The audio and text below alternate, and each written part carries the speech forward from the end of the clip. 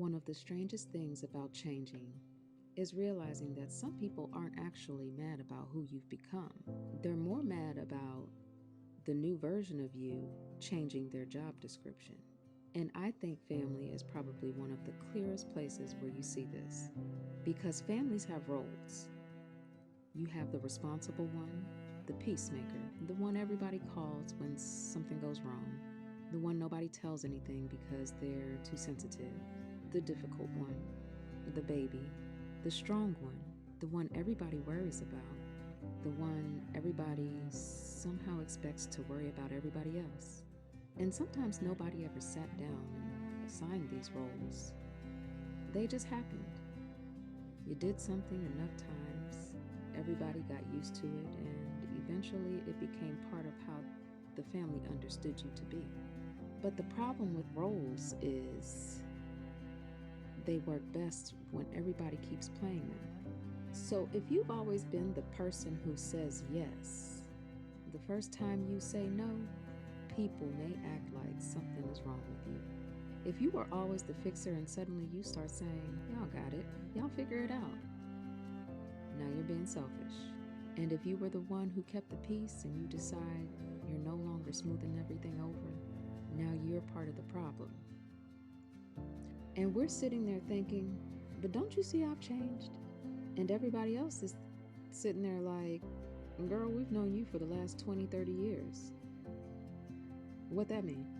And that's where it gets complicated, because not everybody who has difficulty adjusting to your growth is automatically trying to hold you back. Sometimes people simply know us through repetition. They have years of experience with one version of us, and then one Tuesday we show up talking about boundaries. And they're like, since when? And to be fair, sometimes that's a valid question, because growth isn't a press release. I don't get to announce that I'm a completely different person on Monday and then require everybody around me to erase 20 years of experience by Wednesday. If I've really changed, eventually they'll experience the change. Consistency will tell them. But, and this is important, their adjustment period does not require you to go back to being who you were. You can understand why somebody expects the old version of you without continuing to perform her for their comfort. And that's where family can get particularly difficult, because sometimes your old role was useful. Maybe you were the one who organized everything, loaned the money, made the phone calls, kept everybody talking, swallowed your pride, showed up, fixed it, whatever. And when you change, you're not just saying I'm different now. You're also saying I'm not doing that job anymore. But somebody still has to do the job. And that's when your personal growth suddenly becomes everybody else's inconvenience. And that doesn't necessarily make them evil, but it probably explains why they're not standing there applauding your change. See, because your boundary might be their new responsibility. Your no might mean that they have to figure something out on their own. And your peace means they don't get the same access to you when everything is going wrong. Your independence, that changes the whole arrangement. And that's uncomfortable, not necessarily for you, but for them. And the other side of this is that family can also pull out that old version of you very quickly. You can spend 5 years working on yourself, reading, reflecting, healing, setting boundaries, learning how to communicate.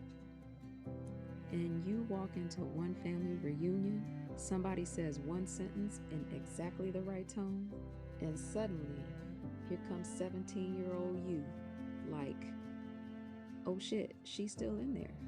And that connects back to what we were talking about with the honeybee and the vulture.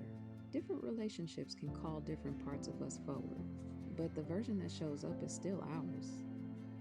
So maybe part of growing isn't getting everybody else to acknowledge that we've changed. Maybe growing is being able to remain changed even when the room remembers exactly who we used to be.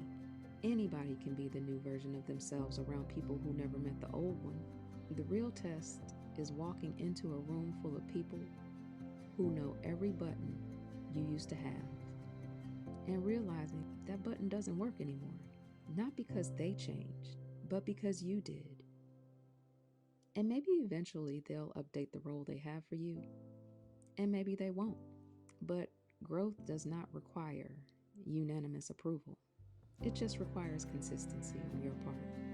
You keep showing people who you are now. And eventually, whether they accept it or not, you've stopped auditioning for that role that you quit.